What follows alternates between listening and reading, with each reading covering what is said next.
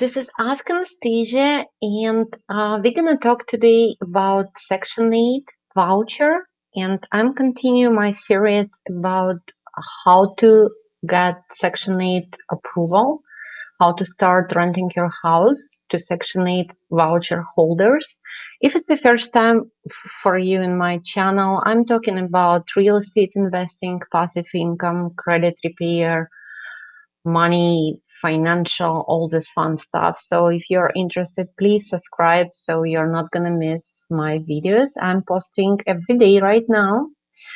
And I want to share a reason why I'm sharing this information.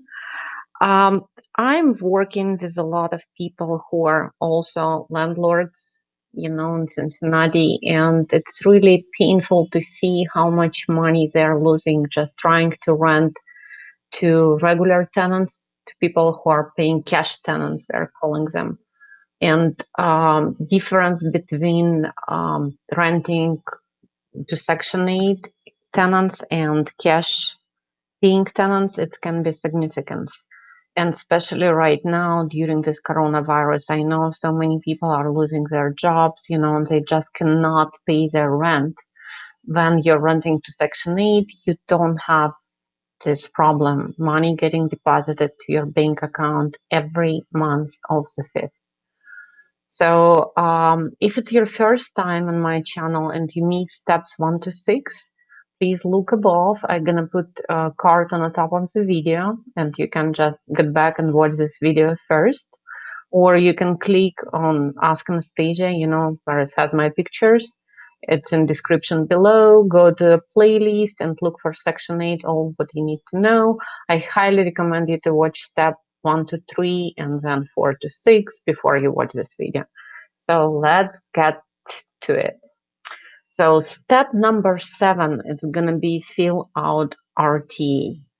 RTA, this is the form that Section 8 is using in order for you to, to rent your unit. And where do you get this form?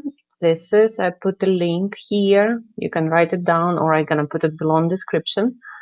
Or you can go to the website. I'm talking about Cincinnati, Section 8. I'm sure you remember how to find it. If it's in your city, I just gonna put Section 8 Los Angeles. You just go to Google, Section 8 Los Angeles, and this is the first website. Whenever you see org or gov, most likely it's the website, or you can click it right there. So when we get to their website, you're going under Landlords and Documents. You click there, and they show you a list of documents that they provide. You can get a lot of forms from their website. What we are looking for is RTA, Request for Tenancy Approval.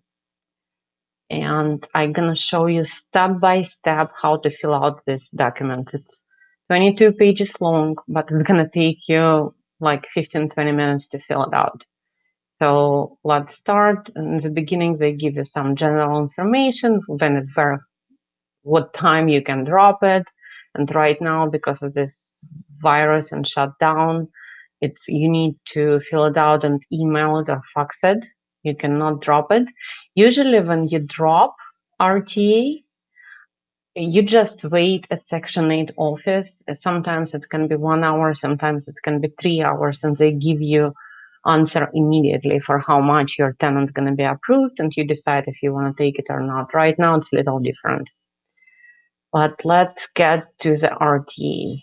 So first 2 pages, it's nothing. And then this is actual request for tenancy approval. So what you put here for Cincinnati, you just put SMHA, Cincinnati Metropolitan Housing Authority. I'm getting their name from their website. So if you're in different city, it's whatever they have right here.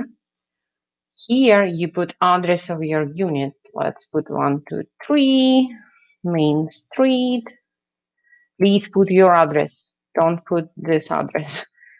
Cincinnati and zip code 45238. Okay, requested lease start date. whenever you want your tenant to move in, and usually it's first of the month. I'm gonna put like this: number of bedrooms.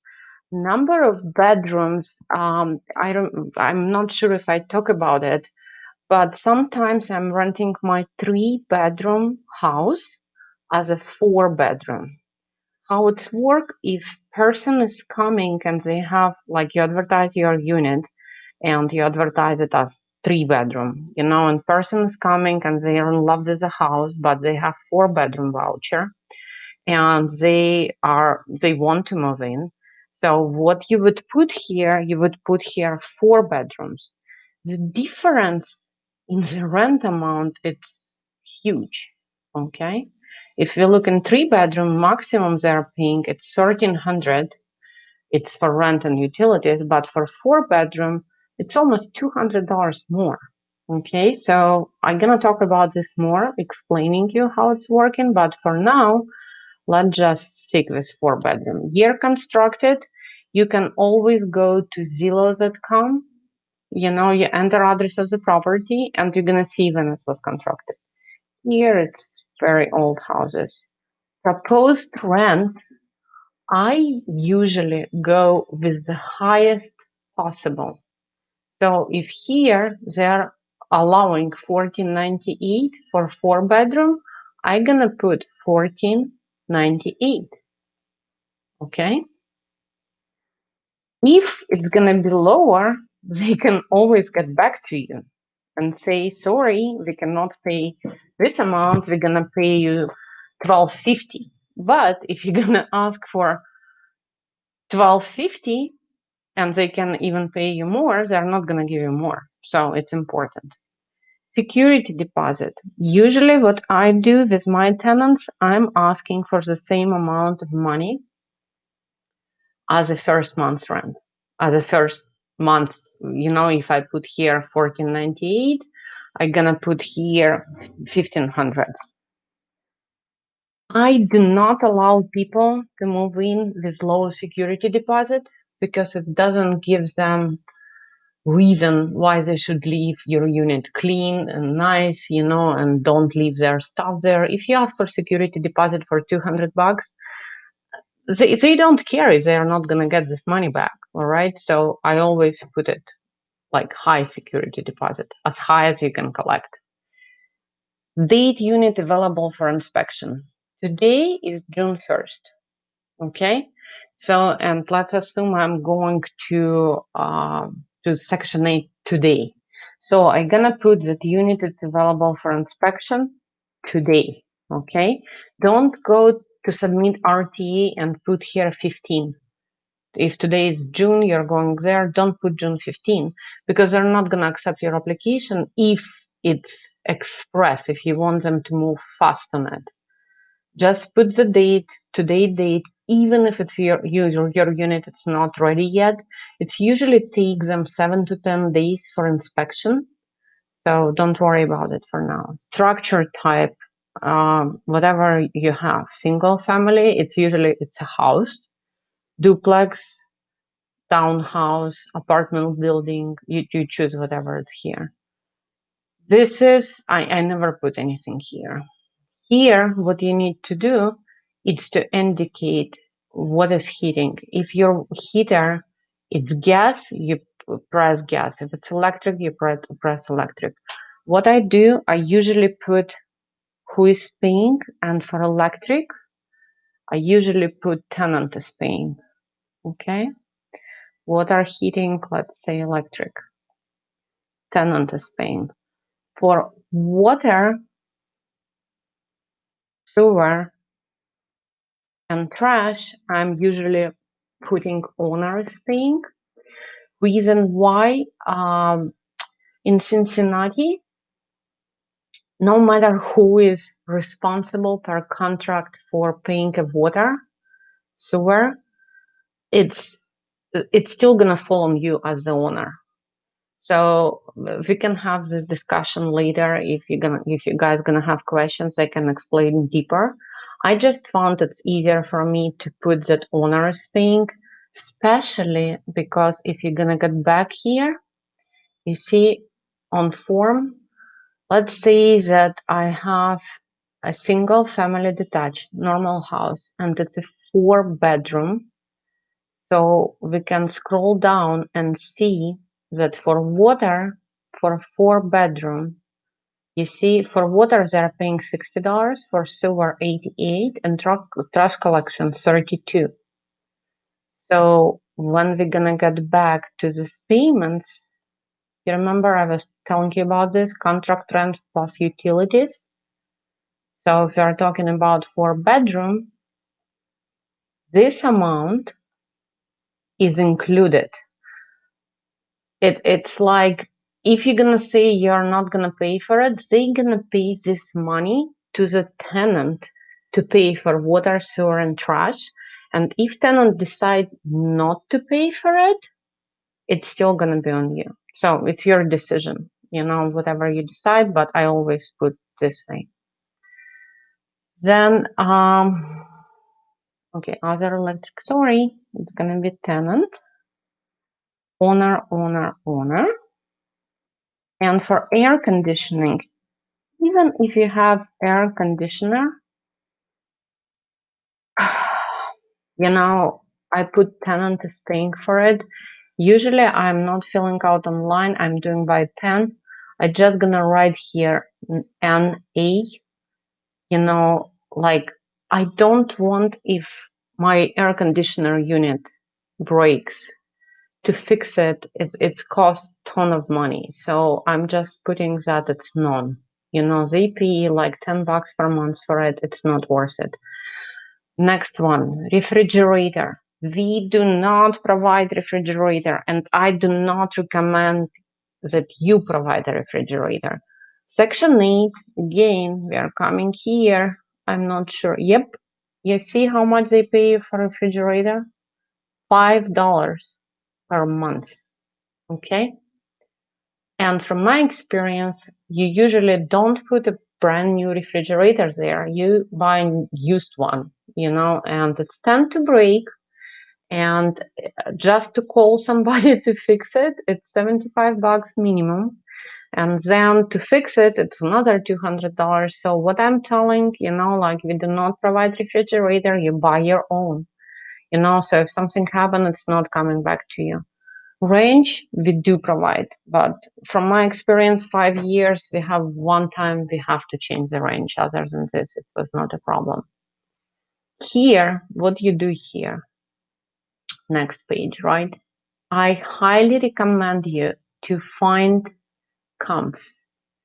This is helping Section 8 person who is working on your RTA to come up with the amount that they can pay you. And how they do, they don't want you to take advantage of, Section 8 program. And they have their own program. But let me show you what I mean. So address that we put right here, it has a zip code of 45238. So I'm just gonna go rent. For rent, Cincinnati, Ohio, 45238. Okay, and they have 8 listings for sale. In our RTA, we are asking for $1,500, right? So we need to show to the person who is working on RTA that rent that we are asking, it's reasonable. So what I do, I'm gonna put this address, 4945 William Avenue, 4945 William Avenue, okay? And is it rented? No, it's still on market, right? And it's 3-bedroom, 1-bathroom, 1,300. Date rented, I'm gonna put on market. Oops. Okay, it doesn't let me do it, but with the pen it will. So I'm gonna put it was rented on May, and rental amount 1,300. But I also gonna add here 3-bedroom, 1-bathroom, and you do the same. Okay, you see, I'm sorry, it doesn't let me do it, but I usually do it with the pen, like I told you, not online. And here, the more closer you stay to this number, my experience again, the better for you. So I would put one house for 1300. I'm gonna look for a house that is 1600. You see, 4 bedroom, 2.5. So I'm gonna put this address and I'm gonna put this address too. So for a person who is looking, you see this one's 1495 and this address it's 1600. So it's reasonable. You see, like this is the houses on the market right now, and most likely we're gonna be able to get this amount that we're asking for. But it's also it's different. It's gonna be different video. It's long explanation how they come up with the amount that they can pay for this house. But let's just concentrate on RT right now. Here you print your name, Anastasia. You print you sign. You put your address. I recommend to use PO box on the address. You put your phone number and date. And as I told you before, you remember when you're going to see tenant house, you need to get their two signature. This is a two signature that you need to take from tenant. First one, it's on page 2. This is a page. Sorry, this is a page. This is where tenant print name, sign, their address, phone, and date. And second one I'm gonna show you later on. W9. W9, you print your name. It's for you. You print, I mean, if you have an LLC, you can type name of the LLC. Type this one. Then you check if you're an individual, you click individual, then nothing is gonna be here, right? But if you're a corporation or LLC, that's what's need to be here. You type your address, it can be your PO box, you know, or a box 0000, city Cincinnati, Ohio 45238. And then they're asking you for your social security number or employer identification number. If you have a LLC, it's employer. If it's under your name, then you have to click this one and then you put your social here. It's not typing anything, but you know what I'm talking about. It's 9 numbers that you have to put. Here you sign, you put a date on it. Next 3 pages, it's nothing, or 4, 5 pages, it's nothing. This is the second place, it's page 11, where you need tenant signature. You need to read through it, it's disclosure. Usually I'm doing this one, like I have no knowledge of lead-based paint. I have no reports. It's either if you have some, you need to provide a report to the tenant. I usually don't have report. And here is your tenant need to put their initial. So let's say if your tenant initial KS, she put KS here, she put KS here, and she or he is a lessee. Here is where tenant need to sign. Tenant to sign. Again, you're getting this when you're visiting their house, and date. You also sign and date here. Okay. So this is only 2 second, place where they need to sign. It's disclosure about lead-based pins, signature, and 2 initials. Don't forget about these initials. It's important. If they're not going to put them, you need to get back to them and let them sign. Okay. So this one, property owner application. You put application date.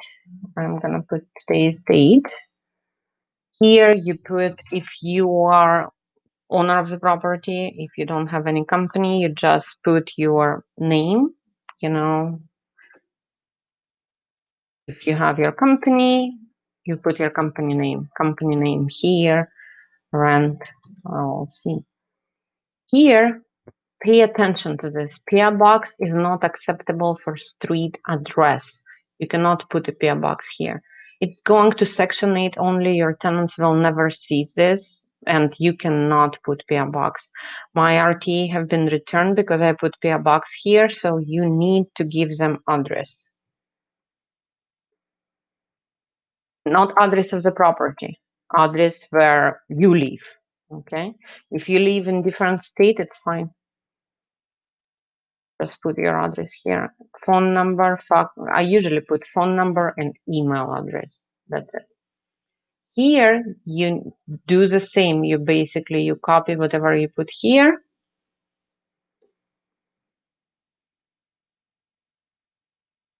And here you can put PO box. Cincinnati, Ohio, and zip code 45238. Okay, here you put your social security number. It's either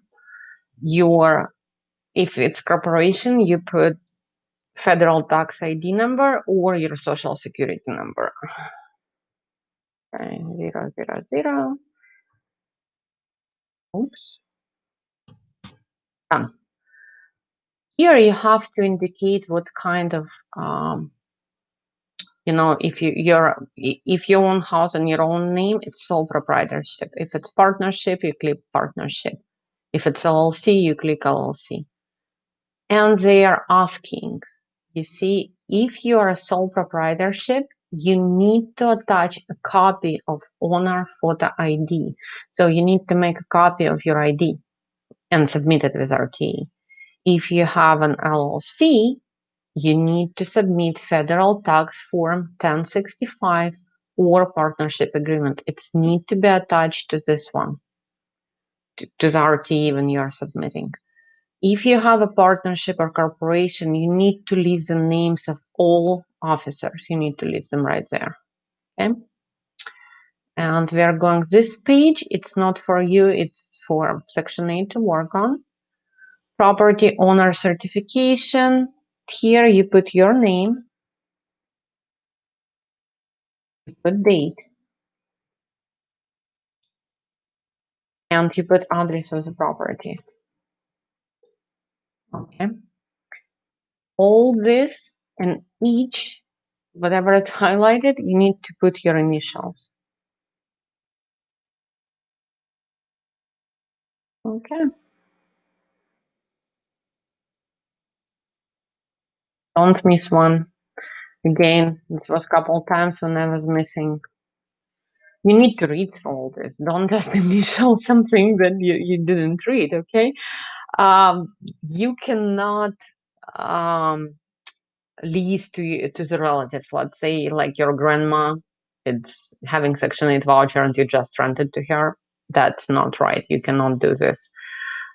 You cannot lease a property that is in foreclosure. You cannot lease a property that have a lead violation. You cannot lease the property if taxes are unpaid. I'm sure you can read all this. This is about direct deposit. They're just gonna give you money directly to your bank.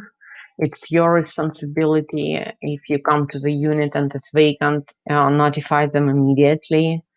You cannot, increase your rent just because if it's not supported by rent in the area, you cannot charge more.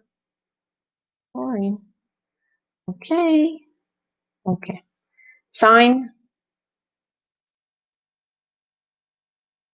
date.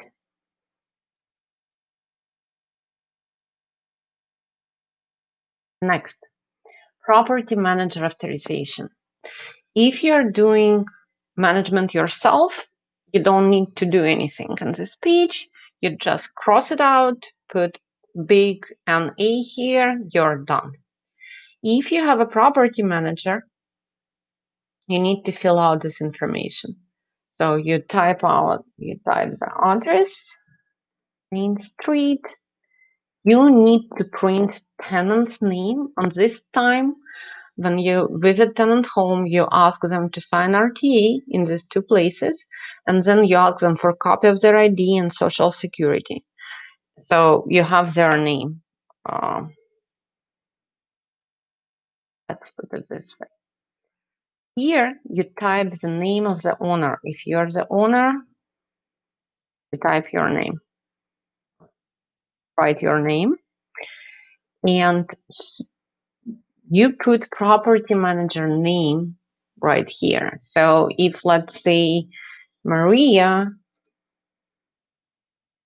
Beauty, or I don't know, Smith, is my manager, I'm putting her name right there. And Maria can rent my property under two conditions.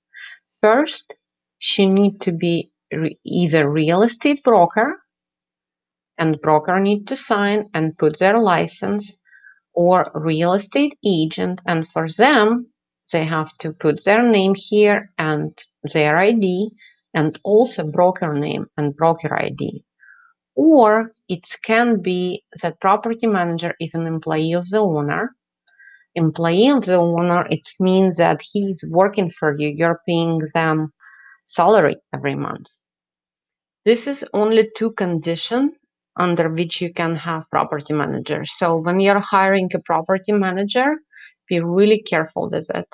Okay, it's either need to be real estate agent and his broker can do property manager, or it has to be your employee and you're paying them salary. And you click here whatever you authorize them to do. You know, contact with HMA and tenant, grant access to the rental unit, receive payments and tenant rental payments, whatever you want, you click here. And here you put information of your property manager. You put ABC Real Estate Company, you put their name, Maria, you put their address, it can be PO box or whatever address they have. You put their phone number, fax number, email address. So all this information staying with Section 8. Without this, you cannot, like your manager cannot come and ask any questions because nobody gonna talk to them. Rent reasonable, next page. Rent reasonable assessment sheet. What you do, you're putting, if unit is not rented right now, what I would do, I would put the same amount that I'm asking for rent. Square footage from Zillow, you can find out how big is your house. 1500. Do you provide on-site maintenance? Nope. How many bedrooms? 4. Number of bathrooms? 1. 1.5 bathroom? 0 if you don't have anything. Have the unit recently been updated? Usually I'm putting yes, and I put freshly painted. Whatever you did, you know, new carpet, new appliances, whatever you did, you put here. The more, the better. Then you click whatever you have there. If it has an attic, most of them do. Carpeting, dishwasher, fenced, modern appliances, range. If it has storage, click on storage. Ceiling fans, click, does it have a garage? Playground, fridge, I don't provide. Washer drying hookups, we usually have it in each of our houses. Cable internet ready, yep.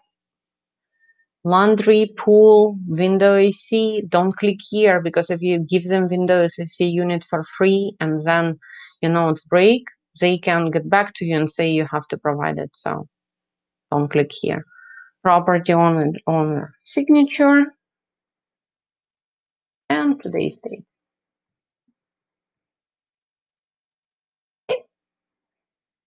And that's gonna be it, I believe. Last 3 pages, it's all about inspection. You don't need to even submit this last 4 pages when you submit your RTA. And it's gonna be different videos that I'm gonna talk about inspection, how to pass inspection. Most of the people are really scared of it. So that's took us like what, 10 minutes to fill it up. Probably it's gonna be a little harder for you in the beginning, but then it's gonna be really easy. I just want to ask you about a huge favor. I want to continue to post these videos about section